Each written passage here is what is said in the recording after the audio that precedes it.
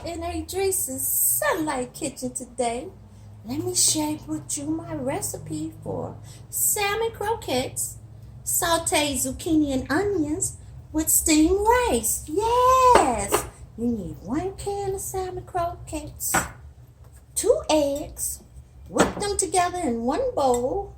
I love salt and pepper, of course, onion, garlic. We like things spicy in our house. A little cayenne pepper. And of course, some Sneevy's. Love that barbecue spice. Yes, we use it on everything. But I cheat. I break up about 12 Ritz crackers in the bowl and mix the salmon croquettes out.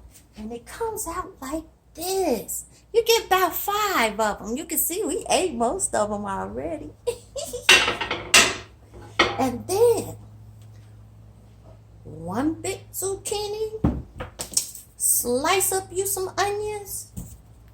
And you get sauteed zucchini and onions in olive oil. Season also with some Sneevy's. Love that spice, y'all. Yes. And you know, I got to have me some grandma's molasses. Just a little swizzle on some of them croquettes.